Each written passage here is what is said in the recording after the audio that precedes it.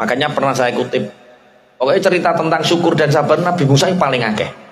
Cerita di Bani Israel terbanyak Nabi Musa. Ada seorang fakir miskin, gak punya apa-apa, melarat datang sama Nabi Musa. Ya Nabi Allah Musa, iya, tolong kasih aku resep untuk kaya. Dan setiap tamu datang ke pondok, 65% pertanyaannya sama seperti pertanyaan orang miskin ini. Sing jaluk jopo tolak melarat, sing jimat tolak lunas. Ayo kon lunas udah wakeh. Sehari saja berapa kali sampai aku gak ngatasi Cak Win, tak panggil atasi Cak Win. Insyaallah sudah beres, Pak. Sudah 95 juta. Datang pulang lunas. Gak percaya praktekan langsung lunas. Apa kuwi? Rahasia.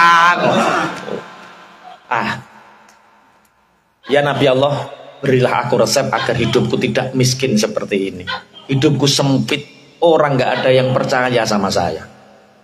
Istri gak percaya, anak gak percaya, tetangga gak percaya, kerja gak dipercaya. Untuk kuli bangunan saja saya ditolak. Tolong Nabi Allah, beri aku doa agar hidupku menjadi mapan. Nabi Musa menjawab, aku memberimu resep agar engkau besok langsung menjadi orang kaya. Apa ya Nabi Allah? Bersyukurlah. Orang ini bantah, yang aku buat bersyukur apa? Allah itu sudah banyak ngasih kesulitan terhadap hidupku. Hidupku itu sempit, kok kon syukur sing tak syukuri apa nih? Nabi Musa yo menang. Ya sudah, pulang saja. Itu resepnya. Akhirnya orang ini sampai mati miskin dan sempit. Selang beberapa hari ada orang yang kaya raya datang kepada Nabi Musa. Ya Nabi Allah Musa, saya itu orang kaya di kampung, sehingga kadang-kadang kekayaan saya menyita waktu ibadah saya. Nah terus doakan sama Allah agar rizkiku dikurangi saja, sehingga aku bisa fokus untuk menyembah dan berbakti kepada Allah. Apa jawab Nabi Musa? Tinggalkan syukur. Besok panggil pelacur misalkan, buat minuman keras, tinggalkan syukur, maka kamu akan jatuh miskin. Orang ini mengatakan, bagaimana aku bisa meninggalkan syukur wahai Nabi Allah Musa, sedangkan aku tidak mampu berjalan kecuali atas rahmat Allah. Tanganku tidak bisa bergerak atas izin kecuali atas izin Allah. Mataku tidak bisa berkedip kecuali atas rahmat Allah. Kupingku tidak akan mampu mendengar kecuali atas rahmat Allah. Rahmat Allah menguasai diriku. Bagaimana aku meninggalkan syukur? Walaupun engkau mau memerintahkan itu, aku tidak akan pernah meninggalkan syukurku. Aku akan selalu bersyukur kepada Allah. Walaupun aku tidak mempunyai apapun, aku akan selalu bersyukur. Oh, ternyata mudah. Resep kaya itu apa? Syukur. Orang yang hidupnya sampai hari ini sempit, itu karena dia meninggalkan syukur. Wes roh tolak melarat roh ya. Apa? Syukur. Dimulai dari bangun pagi, alhamdulillahilladzi ahyana ba'dama amatana wa ilaihin nusyur. Ketemu bojo guyu, disayang, neng jeding, wudu, sholat, ketemu tonggo, guyu, ketemu cah cilik, mesem, ketemu tonggo, biar bro, lakukan seperti itu. Maka hati kita akan bahagia, dan hati yang bahagia itu menjadi tolak ukur keberkahan kita. Pun, alladzina yastahibbunal hayatat dunya. Yang pertama, orang-orang kafir itu adalah orang-orang yang hubud dunia. Kemudian wa yasudduna an sabilillah, orang-orang kufur itu orang yang selalu melawan dari jalannya Allah, menyimpang dari jalannya Allah. Wa yabghunaha iwaja, barang sing apik-apik wis bener dienggokne, yang betul-betul sudah lurus dibengkokkan. 3 ciri kekufuran. 1, hubbud dunya. 2, melawan atau mencegah sesuatu dari jalannya Allah. Yang ketiga, membelokkan sesuatu yang lurus. Ulaika fi dhalalim baik. Mereka ini adalah orang-orang yang tersesat, yang sangat jauh sekali. Jadi sebenarnya pelajaran malam ini adalah syukur itu manajemen. Syukur itu manajemen terbaik kita. Bukan finansial literasi, bukan. Bukan masalah ilmu kita, bukan. Bukan masalah circle kita, bukan.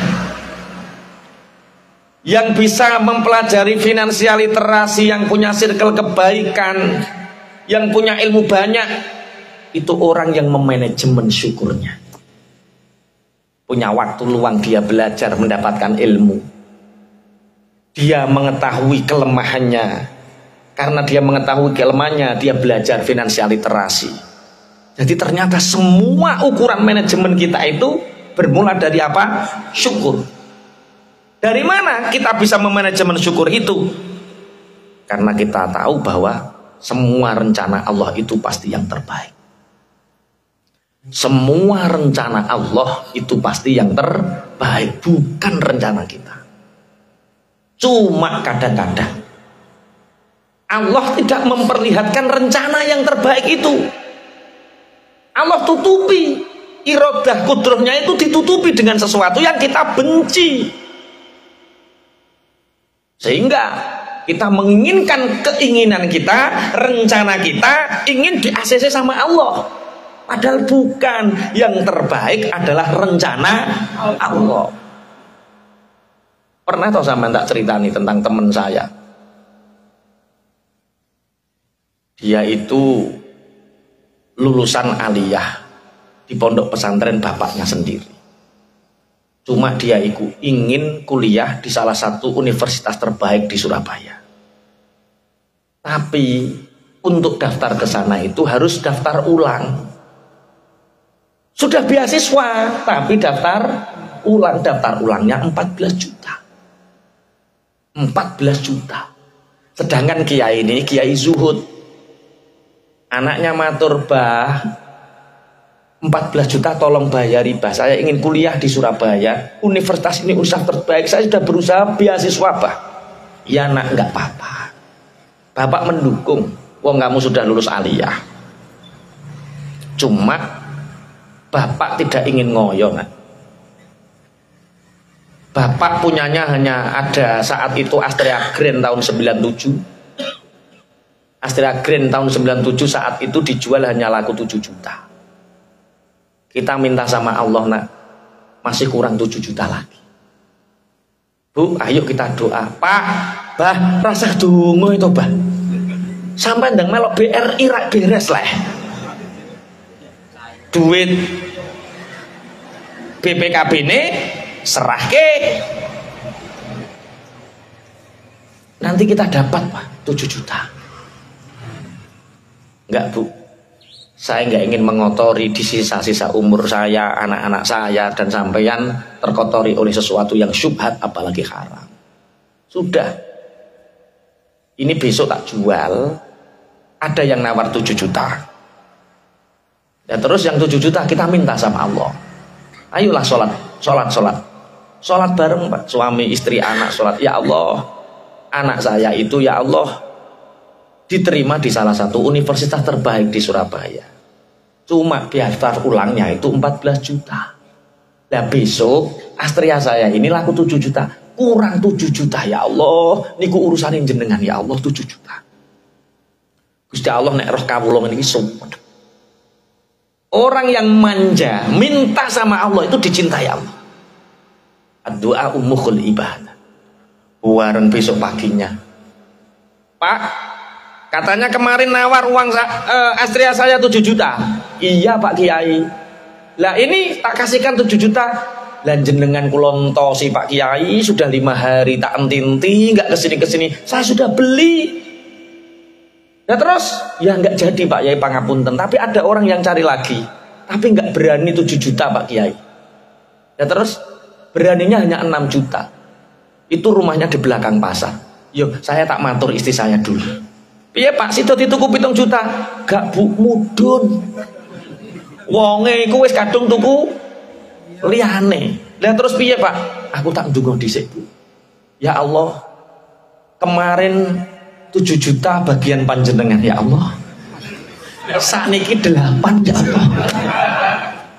8. Akhirnya pergi ke belakang pasar, sepeda motor dijagang, kunci lali nyepentek. Melaku golek wong sing pengen tuku. Katanya siapa yang mau beli Astrea saya? Siapa yang mau beli Astrea saya? Oh saya Pak Yai. Ayo lihat motornya. Ternyata motornya hilang. Masya Allah. Pulang kelenyer ditakoi istrinya. Bagaimana Pak sudah laku? Alhamdulillah Bu laku. Sing nuku sapa? Gusti Allah.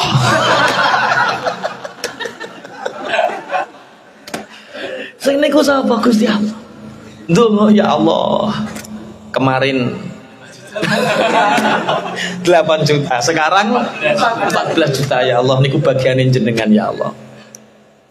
Sampai 2 minggu daftar ulang ini ditutup dan anak ini didiskualifikasi karena tidak membayar uang pendaftaran 14 juta. Akhirnya anak ini marah. Bapak, gara-gara Bapak nggak mau hutang, gara-gara Bapak nggak mau ambil uang di bank, gara-gara Bapak idealis dengan pemikiran Bapak sehingga anak menjadi korban, saya nggak jadi kuliah. Nah, mungkin ini rencana Allah yang terbaik. Bukan, ini rencana Bapak. Ini bukan, ini rencana Bapak. Sudahlah, daripada mondok tidak, kuliah tidak, saya mau ke Jakarta. Jakarta apa? Jadi tukang cuci mobil. Nah, di cucian mobil ini ada pamflet, siapa yang ingin kerja di Australia itu boleh daftar, nanti potong gaji. Akhirnya lah yo di Jakarta kuliah tidak, sekolah tidak, hanya karena nuruti emosi, akhirnya dia kerja cuci mobil. Lebih baik yo jadi TKI. Gaji ini rotok gede nih Australia. Akhirnya pulang ngambil ijazah. Mau kemana nak? Mau ke Australia Pak. Bapak nggak bisa ngasih apa-apa nak. Bapak yo ngajar ngaji seperti ini. Enggak butuh. Saya mau ke Australia. Nanti potong gaji. Yang penting Bapak ridho. Iya nak, wis tak ridhoi nak. Ingatlah nak bahwa rencana Allah itu pasti yang terbaik. Allah nyusun rencana itu kadang tidak sesuai yang kita inginkan. Pergi kursus dan lain sebagainya, diterimalah dia di Australia kerja, ternyata sama orang Indonesia yang sudah sangat lama di sana, jadi sopir lah, namanya sopir di luar negeri. Anak dari kecil di pesantren, lulus aliyah, pagi baca Quran, maghrib baca Quran, sholat sergap. Keluarga muslim di Australia, orang Indonesia ini takjub, ya Allah nak, maca Quran kok enak. Bisa nak artinya? Sedikit-sedikit bisa Pak. Diartikan. Ya Allah nak, saya mendapatkan pencerahan dari sampeyan sejak di sini. Sampeyan nggak sekolah nak, cerita panjang lebar bahwa saya mau kuliah di Indonesia. Oh, cerita. Ijazah kamu dibawa nak, dibawa. Saya itu terbaik loh se-Jawa Barat Pak, dilihat. Nah, di Australia itu ada universitas terbaik, Melbourne University. Ini universitas terbaik. Ini tidak hanya di Australia, ini di dunia diakui. Nah terus kamu ikut daftar. Saya nggak mampu untuk bayar. Gaji kamu tetap utuh. Lah siapa? Tolong ajari kami baca Quran, anak-anak kami baca Quran, ibadah kami tolong perhatikan. Maka kamu tak kasih beasiswa di Universitas Melbourne ini. Kalau ini dia tidak, kalau dia dapat uang 14 juta, dia hanya kuliah di Surabaya. Tapi gara-gara nggak dapat, ya kan inna ma'al usri yusra, fa inna ma'al usri, untuk bisa kuliah di Melbourne University harus kehilangan 14 juta dulu. Iya, wis digenepno. Kok sepeda motor digenepno. Paham ya maksudnya ya? Jadi asa antakrahu syai'a wa huwa khairul lakum. Mungkin hari ini kita membenci keadaan kita. Mungkin hari ini kita membenci nasib kita. Mungkin hari ini kita nggak suka dengan keadaan kita hari ini. Tapi ingat, rencana Allah pasti yang terbaik. Dan syarat untuk mendapatkan kebaikan itu ridho. lagi, oh iya iki apa umpama kaya aku gak serengen karo bapak ra teko kene. Umpama aku oleh 14 juta ora iso teko kene. Wa sa'an tuhibbu syai'an wa syarrul lakum. Kadang apa yang keadaan yang kita cintai hari ini itu justru kadang buruk untuk kita. Bahasa ngeten iki saged dipahami nggih? Jangan menjadi orang yang hubud dunia. Hubud dunia itu menyiksa. Seperti minum air laut, semakin diminum semakin haus, semakin makan kuaci, kesele mesti, wareg ora, senep yo. Iku mangan apa? Kuaci.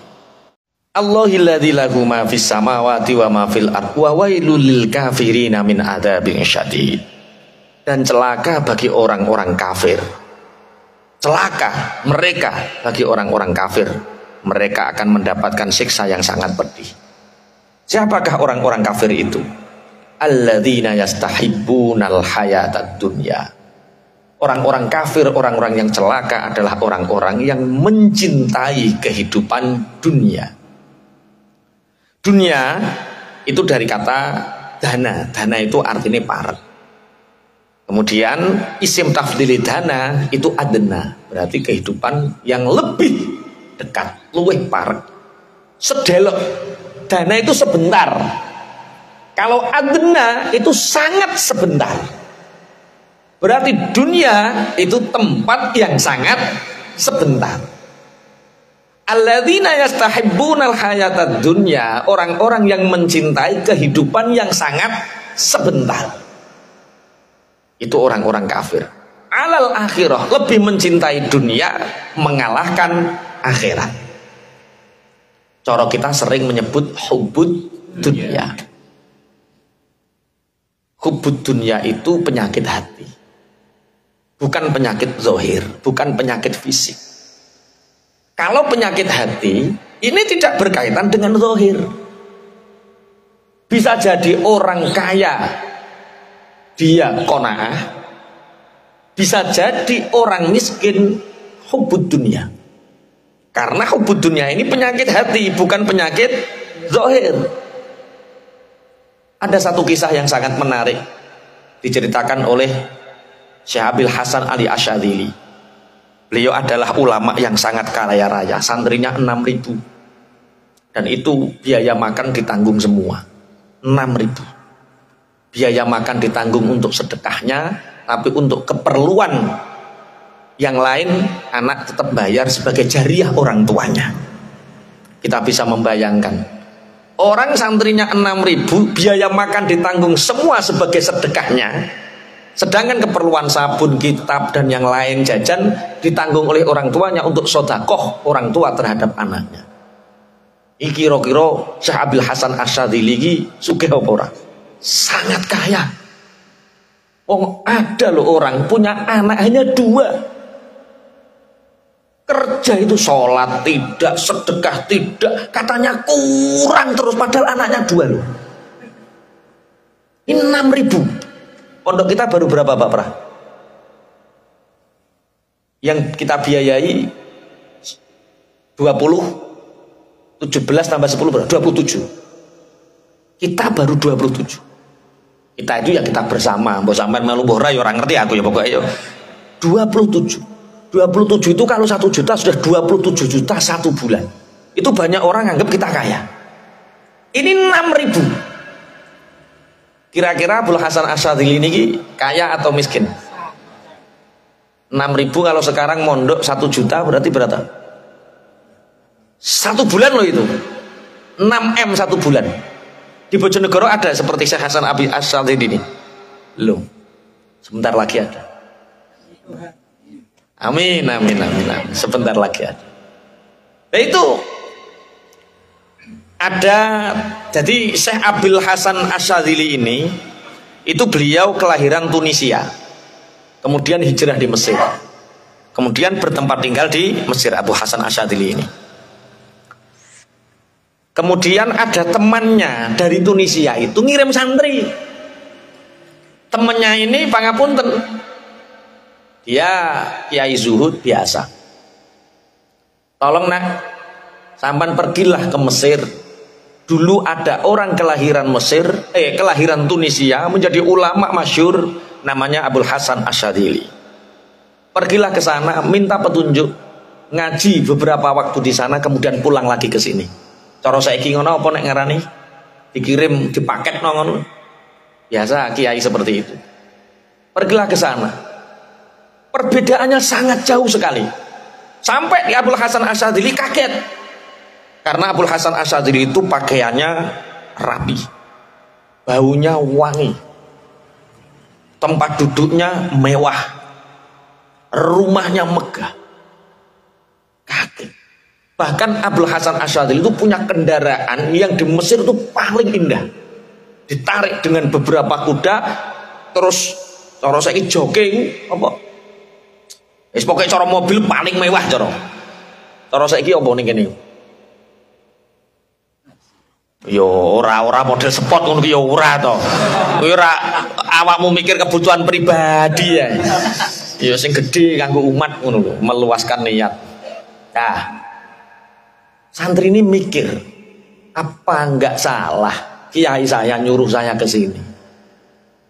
Apa kiai saya enggak salah suruh ngaji sama orang yang hubud dunya? Akhirnya matur sama kangkang sing gede-gede, untuk menemui Syekh Abul Hasan Asyadzili bukan sembarangan orang.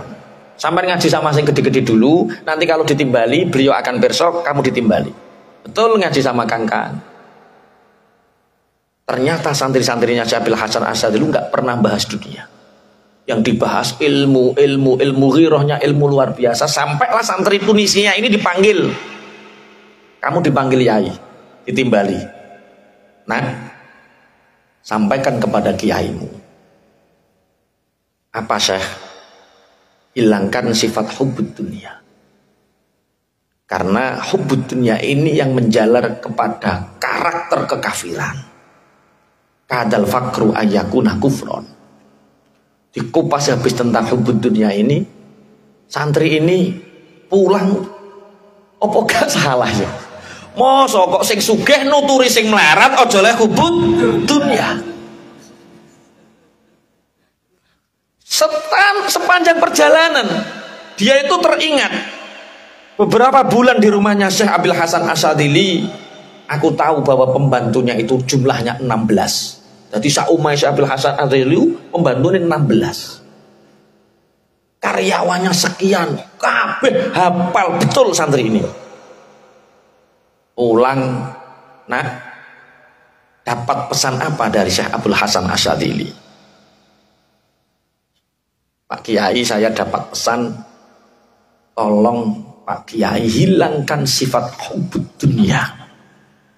Langsung diluk nangis ini kiainya, yang Tunisia nangis. Masya Allah, begitu makrifatnya Syekh Abul Hasan Asyadzili.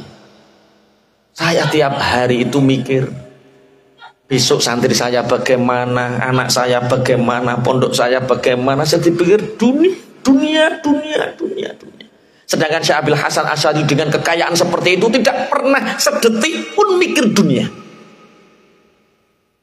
Nah, awakmu sing ndi? Duwe ngeten, sampean duwe mobil 10 ora tau mikir. Karo duwe Mio abang mbok pikir terus piye bensine, piye pajeke, piye nek mogok. Iku sing hubbud dunya sing ndi kira-kira?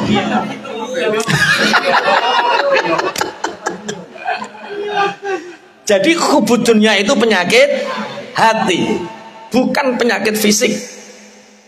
Bisa jadi yang hubbud dunya orang kaya, bisa jadi orang miskin juga punya penyakit hubbud dunya. Kalau kita punya dunia, ya simpan, tapi jangan di hati. Kita boleh genggam dunia, tapi jangan di tangan kita. Di mana kita menggenggam dunia? Diberikan kepada umat. Di mana kita menyimpan dunia? Yo kayak neng rekening wakaf atau rekeningnya dewis, pokoknya hati ini clear, tidak ada unek-unek tentang dunia. Karena penyakit hubbud dunia ini penyakit yang menghinggapi orang-orang kafir. Jadi ciri khasnya wong kafir niku hubbud dunia. Nah, hubbud dunia itu yo duwe ciri-ciri. duwe tanda-tanda. Coba digerayangi atine dhewe, engko nek 6 tanda ini ono berarti kowe hubud dunya. Kok wis grogi ngene modele.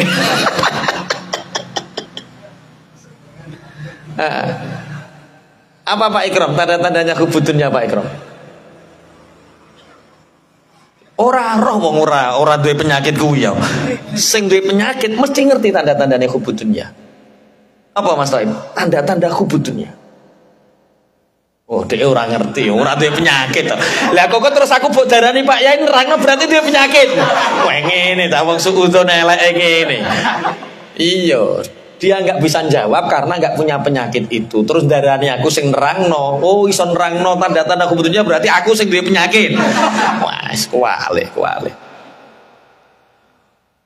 Hubud dunia itu, penyakit hubud dunia itu ciri-ciri khasnya satu. Dunia itu menjadi tujuan. Dunia itu menjadi tujuan. Kerja, ibadah, atau untuk dapat uang. Wah ini sing kerja, ini sing ibadah. Sampeyan nyambut gawe, kaumah, terus ngeng kantor, wi golek gaji apa golek ganjaran?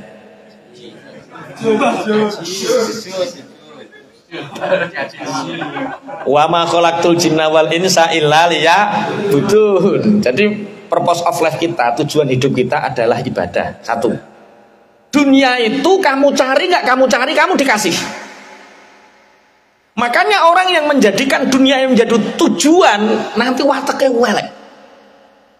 Sing koncone direkal piye carane gak diterima kerja. Sing koncone difitnah supaya dipecat. Itu Masya Allah. Jangan jadikan dunia itu menjadi tujuan. Jadi dunia itu hanya wasilah.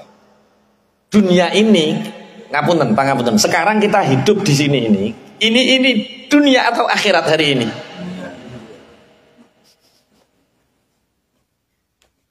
Kowe iku asline makhluk akhirat. Cuma ketelarak ning dunya. Sekarang kita sedang ketelarak. Ojo ke mampir lah. Mampir kan sangat sebentar sekali. Makanya dunia itu dari kata dana. Di isim tafdhil adna. Jadi waktu yang sangat singkat. Itu jenenge dunia. Makanya monggo ditata, urip kula jenengan iki kongkon nglumpukno dhuwit apa kongkon ibadah? Ibadah. Dodolan es ngoten niku niat ibadah apa niat golek dhuwit? Ibadah. Umpama gak payu ibadah. Umpama payu ibadah. Kita itu kalau tujuan dunia lelah kita itu. Karena dunia itu nggak ada akhirnya, nggak ada ujungnya. Sampean mencari dunia itu padha karo mangan waci. Kok krepes ya roh cangkemmu kesel. Kakean weteng kembung. Mangan waci. Itu dunia.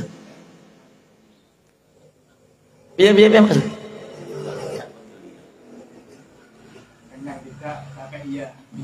Lah yo kenyang tidak, capek ya, itu mangan kuaci. Jadi sampai nek kuwesel nyambut gawe, golek donya, pasti niatnya salah. Itu bukan ibadah. Itu golek kuaci. Nek ra putih mangan kuaci, yo ngombe banyu segoro. Semakin diminum semakin haus, semakin diminum semakin haus. Karena apa? Menjadikan dunia menjadi tujuan. Maka ayo kembali ke purpose of life kita, tujuan hidup kita. Manusia diciptakan untuk ibadah. Dunia itu kita cari atau kita tidak cari. Dunia kita ngoyo atau tidak ngoyo. Dunia ini sudah disediakan oleh Allah. Lah kok kamu ketipu?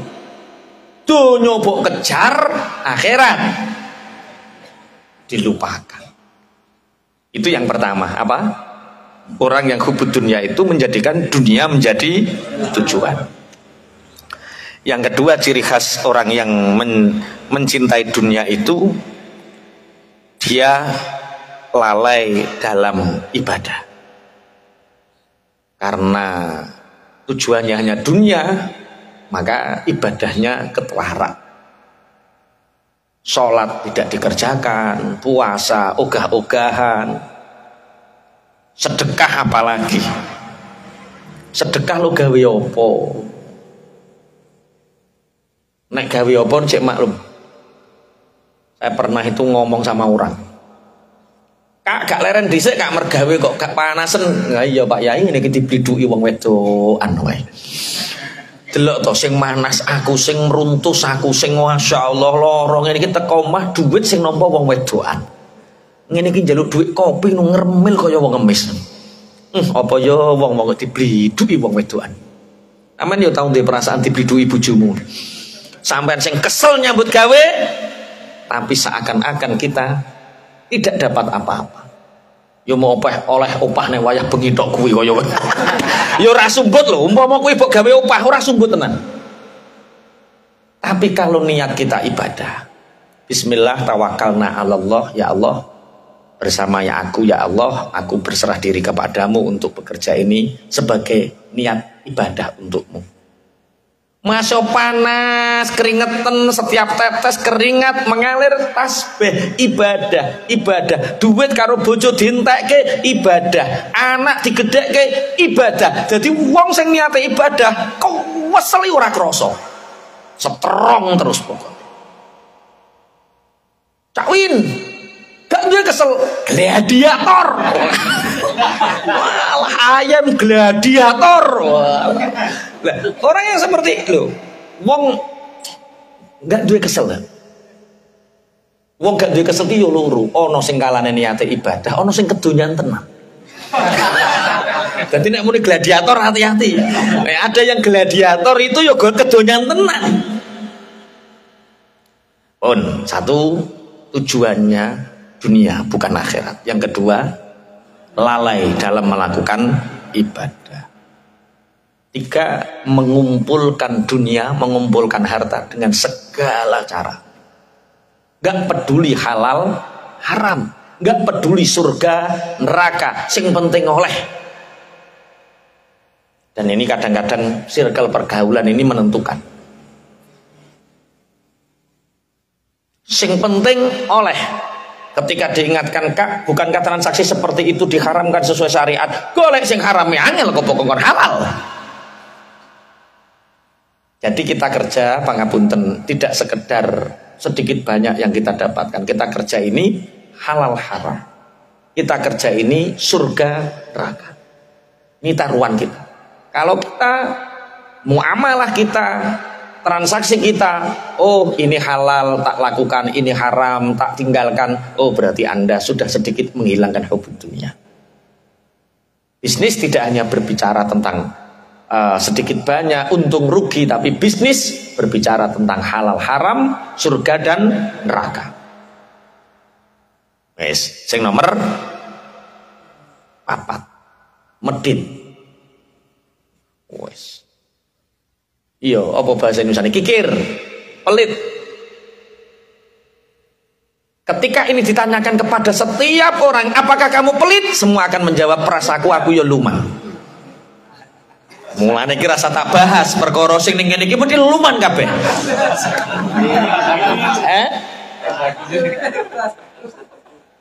Makanya nanti yang paling banyak dihisab di akhirat itu dosa-dosa pelit Anda karena Anda gak pernah merasa pelit. Iki halas kabeh. Ciri-ciri hubud dunia, 1, tujuannya hanya dunia bukan akhirat. Iki dudu aku. Lalai dalam ibadah, oh dudu aku cek sholat aja, dudu aku. Yang ketiga, dengan segala cara untuk mengumpulkannya, wah dudu aku. Pelit, tambah dudu aku. Ngaji kok alas terus sih piye?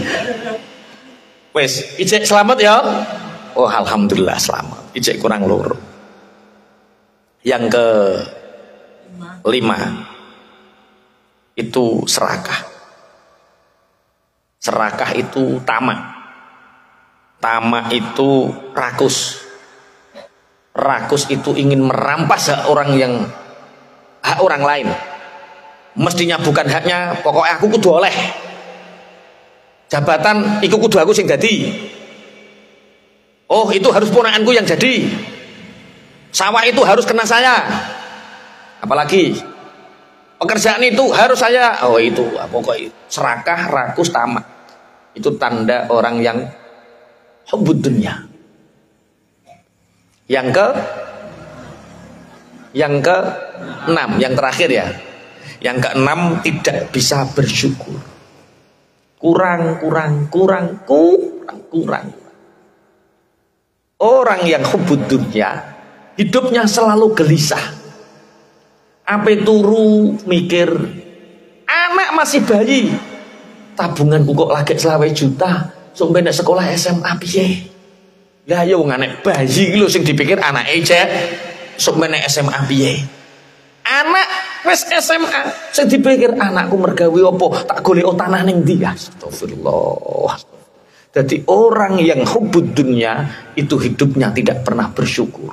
Gelisah terus. Mikir piye sesuk. Lah, apakah cukup mengetahui alladzina yastahibbunal hayatad dunya 'alal akhirah? Ciri-cirine wis kabeh apa demo? 1, dunia menjadi tujuan. 2, lalai dalam beribadah. 3, mengumpulkan harta dengan segala cara, agak peduli halal haram. Yang ke-4, kikir. Yang ke-5, serakah. Yang ke-6, tidak bersyukur. Lah, cara menanggulangi ini apa? Ini kan penyakit hati. Kita harus tahu cara menangkalnya. Piye Pak Ikram, cara menangkali penyakit hubbud dunya? Fafiru ilallah, berlarilah kepada Allah. Wong kok kon pelayon. Fafiru ilallah. Piye Mas Taib? Tawakal pasrah terus tengok-tengok ra lapo-lapo ngono.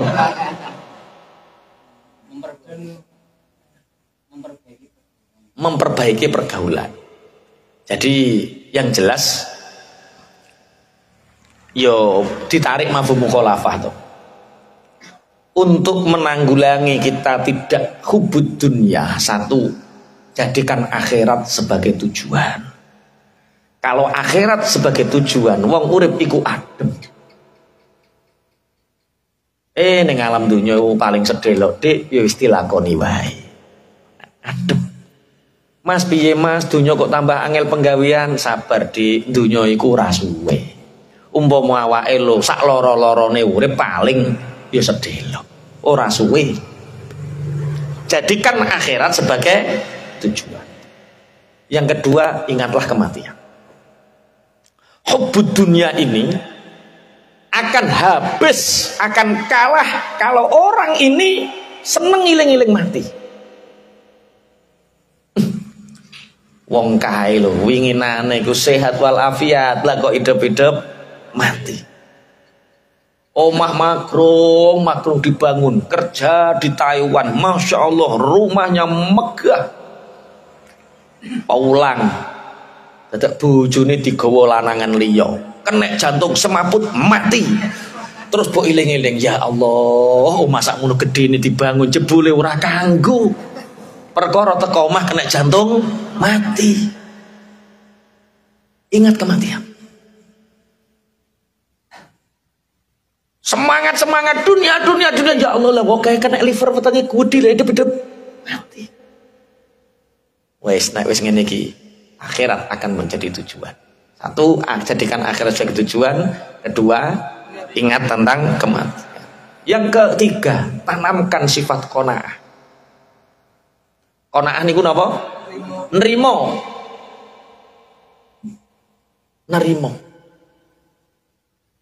Qanaah niku sifat nerimo.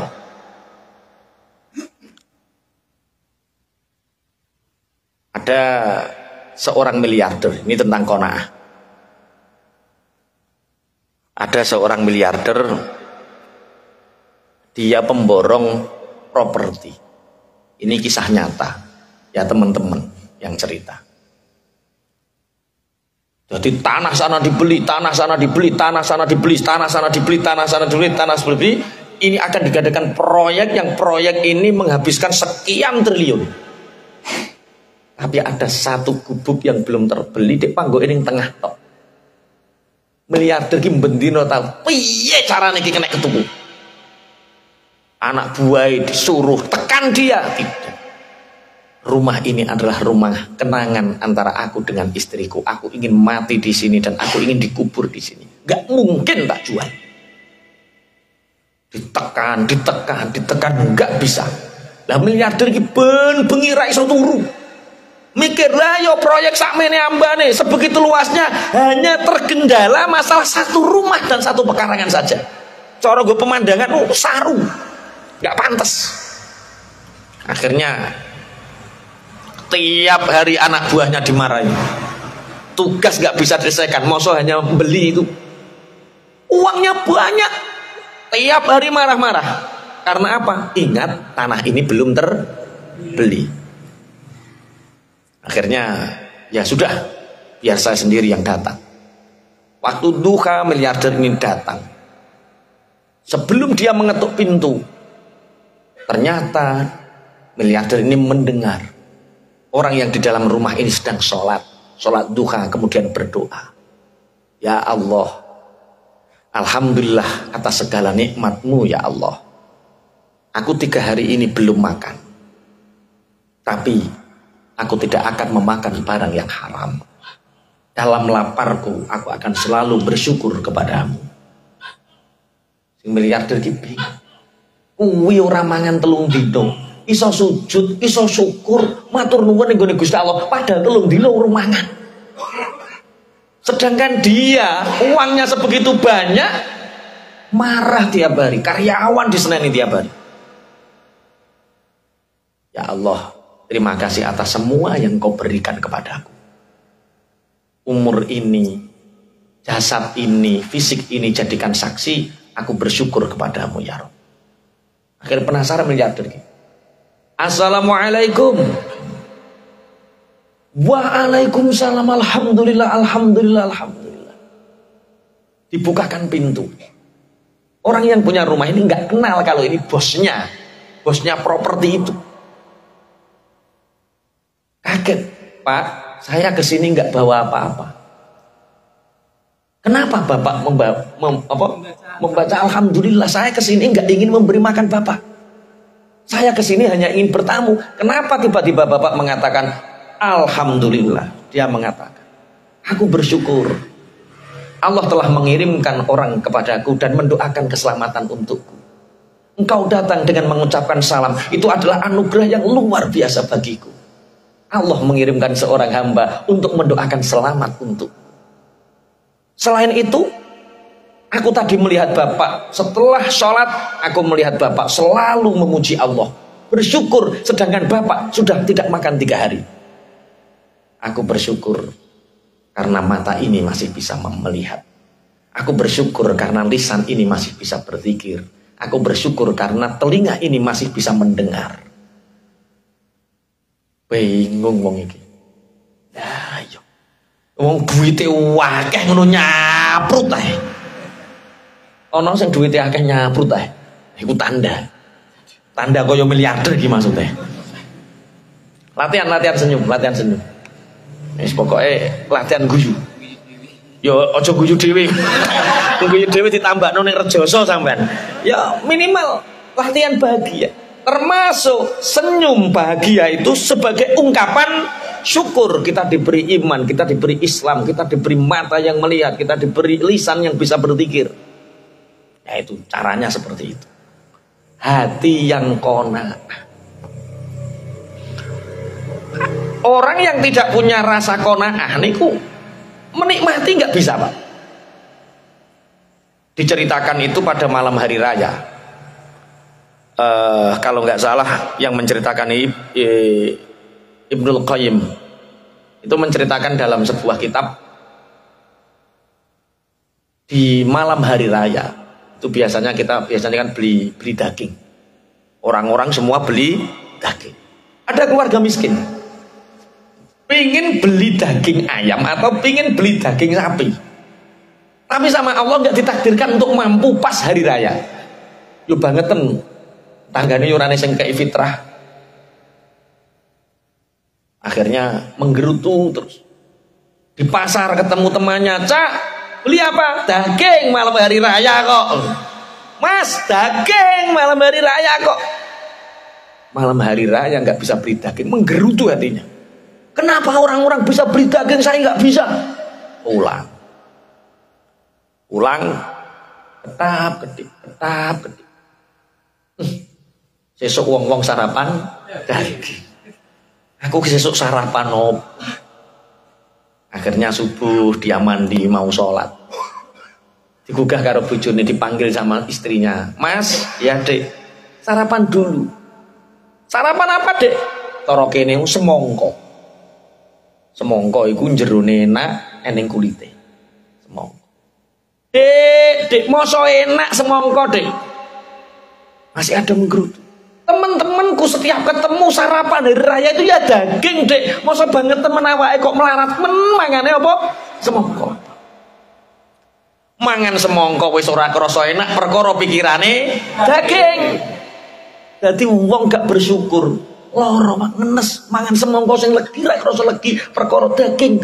Daging urung ketuku semongko ra krasa enak. Akhirnya wes semongko lah kerakut buah ning jendela. Jadi sampai ciri bojone sing wedok, Mas, sabar Mas apa wi? Nggo tombo mangkel. Semangka yang mestinya manis, rasa enggak enak, dilampiaskan. Akhirnya orang ini mau sholat Id, bawa sajadah, bawa surban, berangkat. Ternyata ada orang yang lebih miskin dari orang ini. Ketika hari raya dia mau berangkat, ternyata di bawah jendelanya ini ada orang yang lebih miskin.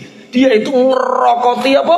Kulit semongko dan mengatakan, alhamdulillah ya Allah, aku mendapatkan rezeki tanpa ikhtiar. Dikerokoti sing tipet-tipet semongko sampai kulitnya tipis ya.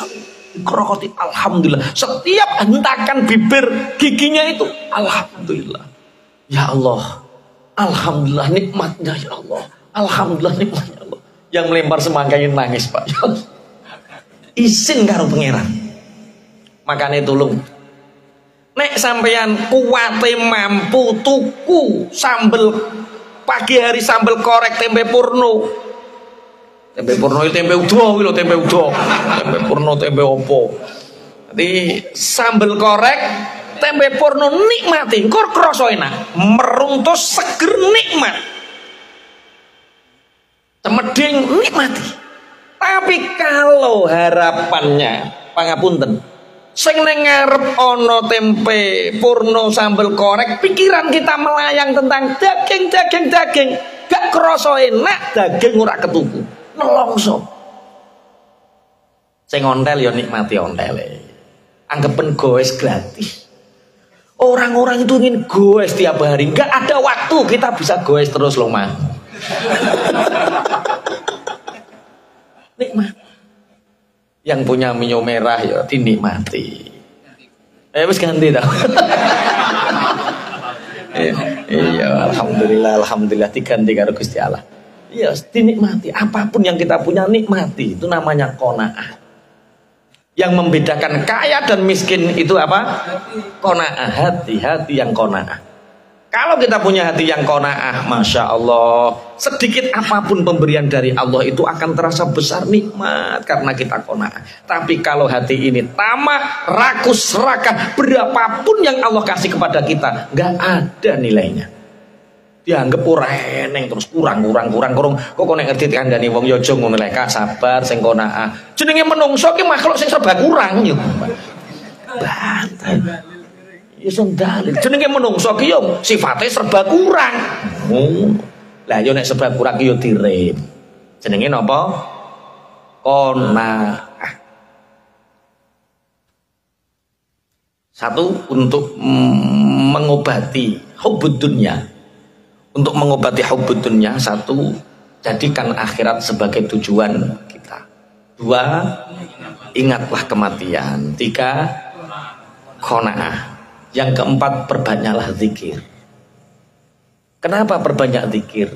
Karena hubbud dunya itu dari pikiran dan hati yang selalu mikir dunia. Ini ilmu rahasia, tapi kok di live ya rahasia. Wis ora apa-apa, wis rahasia untuk umum. Jadi sebenarnya kenapa banyak orang yang punya harta kemudian diuji sama Allah? Kenapa orang punya istri cantik diuji sama Allah? Kenapa orang yang punya anak nurut diuji sama Allah? Ujian, semua ujian itu karena Allah cemburu. Allah sayang terhadap kita, kemudian Allah cemburu sama kita. Maka yang kita cintai selain Allah itu menjadi ujian. Contoh, zaman Mas Toib Cek Joko, bedo bocah wedok jenis Siti, di bedo setiap hari chat, assalamualaikum mami, waalaikumsalam papi, misalnya. Terus tiba-tiba seminggu tidak ada chat, tidak ada kabar, tidak ada chat, di chat tentang satu. Perasaan Mas Toib bagaimana? Berarti gak tahu pacaran. Contohnya sing liya ae, sapa sing Cak Hari muni pinter Cak Hari. Piye Cak? Umpama Cak. Gelisah merana, masya Allah, pikiran kemana mana, ini sudah gak cintai dan lain sebagainya. Itulah dunia. Allah itu cemburu. Lah yo, inomen kok iling-iling makhluk, nyebut-nyebut makhluk lali karo aku. Akhirnya diuji sama Allah. Mbah sing dicintai penyakitan, terus ra iso ana, utawa diuji dengan pokoknya apa yang kita cintai, apa yang kita sering sebut sehingga membuat Allah cemburu, itu akan menjadi ujian kita. Makanya zikir ini salah satu cara agar kita memotong tali hubud dunia itu. Makanya pernah sampai tak ceritani, ada suami istri datang kepada Nabi Musa. Karena zaman itu suami istri ini sudah bekerja berpeluh-peluh tapi enggak ada hasil. Sehingga dirasakan sulit, Bapak kita ini punya Rasul, Bapak kita ini punya Nabi, Bapak. Kenapa kita enggak minta doa agar hidup kita dimudahkan? Ya sudah Ibu, besok saya tak sowan Nabi Musa. Nabi Musa, saya adalah orang yang beriman kepada Allah dan saya adalah orang yang beriman kepadamu wahai Rasulullah. Terus aku datang ke sini mengharap tabaruk keberkahan doamu wahai Nabi Allah. Hidupku berpuluh-puluh tahun aku jalan dengan istriku, hidupku semakin susah, ekonomi semakin sempit. Apapun yang aku kerjakan belum juga berhasil. Dagang, uang dibawa lari orang. Bertani, dihabiskan hama. Apapun yang aku kerjakan sudah mentok ya Nabi Allah. Sudah mentok. Tolong, engkau adalah kalimullah. Engkau adalah Nabi dan Rasul yang sering diajak bicara sama Allah. Tolong permasalahanku ini sampaikan kepada Allah. Lah yo, wong jenenge Nabi Musa. Ngono yo engko tak kandakno Gusti Allah. Nabi Musa, ya ngono ki. Akhirnya tunggu sebentar. Nabi Musa masuk ke dalam kamar, beliau munajat kepada Allah, ya Allah engkau maha mengetahui tentang cerita suami istri ini. Apa yang ingin aku sampaikan kepada mereka ya Allah? Akhirnya Nabi Musa dikasih firman sama Allah, sampaikan bahwa dia boleh memilih 1 tahun kaya atau 1 tahun miskin. Miskin dulu, kaya, lalu kaya, atau kaya dulu baru miskin. Akhirnya Nabi Allah Musa ini, Pak, ini ada tawaran sama Allah. Dari Allah sampai dikasih tawaran. Tawaran apa? Sampai boleh miskin dulu baru kaya, atau kaya dulu baru miskin. Nah, masalah ini saya harus rundingan dulu sama istri saya wahai Nabi Allah. Bareng rundingan, piye Bu? Lah nek cara sampean piye Bapak? Nek cara aku Bu, melarat-melarat dhisik gak apa-apa, sok nek wis sepuh sugih. Lah nek sampean Bu, ya ora kok. Awake iki njaluk donga ra wis katok melarat le, Pak.